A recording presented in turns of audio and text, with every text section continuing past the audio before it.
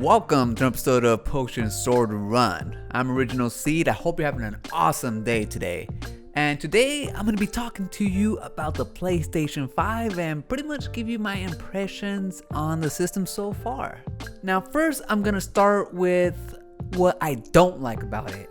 And it's obvious. It's big and ugly. It's really ugly to look at. It's ugly. The design is ugly. It's gross. It's big. Humongously ugly. Eyesore. And the PlayStation 5 being so humongously ugly and being an eyesore is pretty much the only drawback so far. Otherwise, I love the system. I have no complaints. The controller is everything that people say it is. It's definitely next gen, or at least it makes you feel like you have a next gen controller. Now the haptic feedback is awesome. You can definitely tell between all the different materials, but what makes it a little bit extra special is the mic on it. Now I know we all clowned it back in the day saying, you know, what do we need a mic for? The Wii had a mic. Together with the haptic feedback, it kind of just gives that extra touch, you know. For example, when you're running on metal surfaces or anything that's hollow, you can actually hear the clink, clink, clink, clink. It's just a little extra, kind of like, oh, you know, cool. Now, a big drawback may be the battery life because the controller does use a lot of it for the haptic feedback, but I mean, it'll still last you a whole session of playing, pretty much the whole day if you're gonna do that, and then you can just pretty much charge it when you're not using it, so no biggie there. And another cool thing about the controller is in different games, it lights up to give you a visual IQ on your health. For example, if you're low in health, the controller will actually turn red. And if you're in the middle, it'll be yellow. And if you're fully regenerated, it'll turn green. Which is definitely helpful, not just for me, but for people who have accessibility problems, who need that extra visual cue. Just a heads up, you know? Now, I'm thankful that the PlayStation 5 is quiet as a mouse. I can't hear it when I'm playing my video games, which is a complete 180 when I had the PlayStation 3 back in the day. And seeing PlayStation 4 also run like jet engines kinda had me worried for a bit, but it was all for nothing. Now, the graphics look good, but you have to consider that I'm playing Miles Morales, which is cross-gen game, so the graphics are only gonna get better from here. I also played PlayStation 3 games, The Last of Us Remastered. I guess it came out for the PlayStation 4, but it looks pretty good on the PlayStation 5. Not like blow me away good, but it still looks good for a PlayStation 3 game.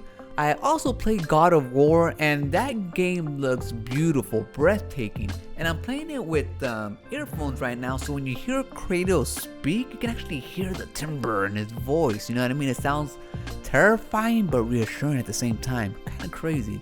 So I'm really having a fun time with that game so far. So I pretty much played 3 different games across 3 different generations on the PlayStation 5, and so far they look pretty good. So I can't wait for the actual next generation games that are built from the ground up on the PlayStation 5, because those are probably going to be spectacular to look at. But one of the games that really impressed me that came with the PlayStation bundle together is Astro's Playroom.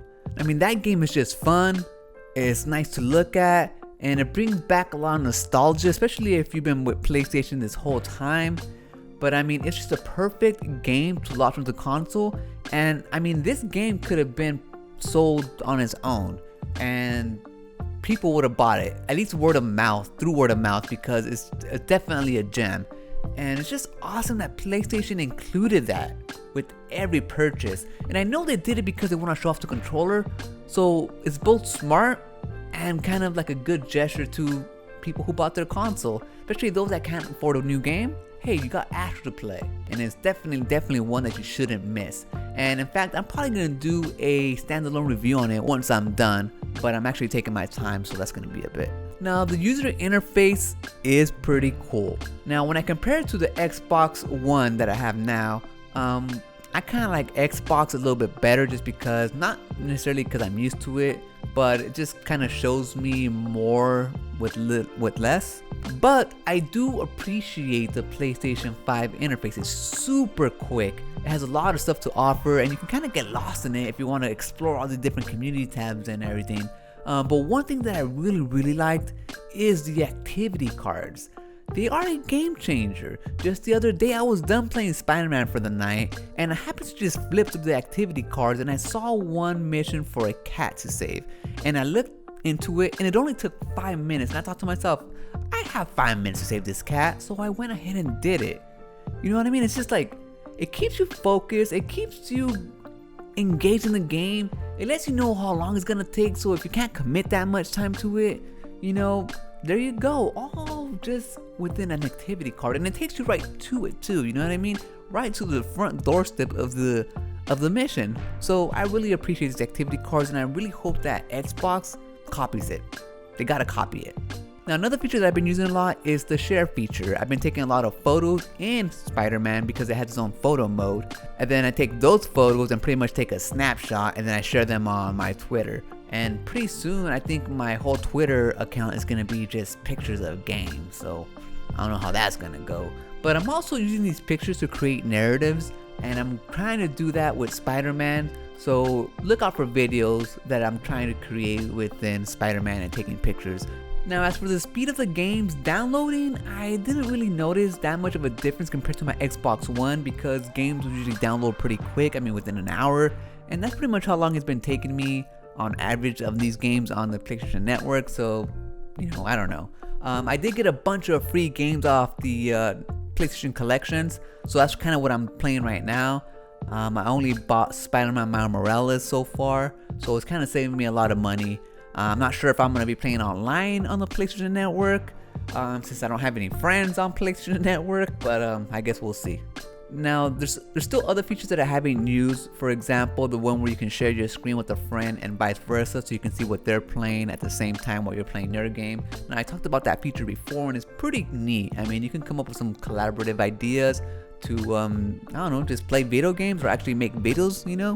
What I like about it is, for example, if you just want to play with somebody, even if the game is not co-op, but you want to go through the whole game together, you can actually do that, you know what I mean? And while you're going through one mission, even though the other player's ahead of you, you can be like, oh, watch out, you know, something comes towards you. It's just a whole different gaming experience, you know, and I kind of appreciate that.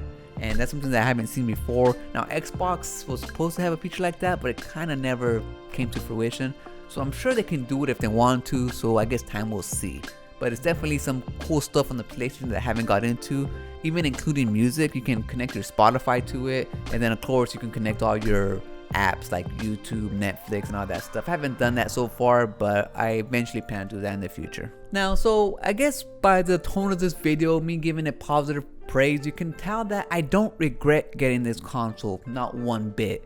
Specifically because I didn't have a PlayStation 4, so I have so many games to catch up on, and that's exactly what I'm doing right now. I'm playing a bunch of games.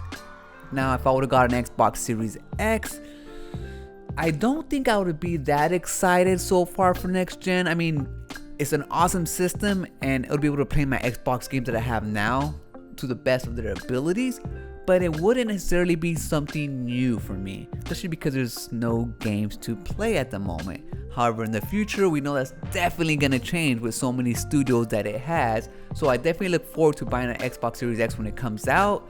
But until then, I'm glad I have a PlayStation to kind of keep me occupied. It kind of feels like I got a next gen system. Like I said, because it's brand new, but because it actually is a next gen system. Now, just because I like my PlayStation 5 doesn't mean I'm gonna start shitting on the Xbox or Xbox Series X, because that's pretty much my bread and butter. I love their franchises. Now, PlayStation 5 has a great franchises and I'm playing them right now, but they're more, how could you say, safe? I guess you can say, like, they're safe. But when it comes to Xbox games, they always have that little, how do you say it?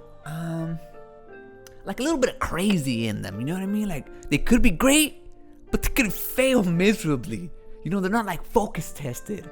And, you know, it's always a gamble, but I appreciate that. I appreciate a little bit of crazy in my games.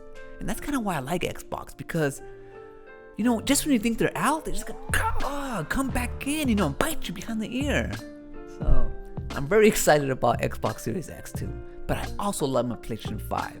So I'm excited right now. Hopefully you're excited about the system that you got, and hopefully you're having an awesome time playing. I definitely am. Now I'll keep you updated with the PlayStation 5 as time goes on. Like I said, I'm creating a lot of content right now, but right now pretty much what I'm doing is doing a lot of recording, a lot of writing.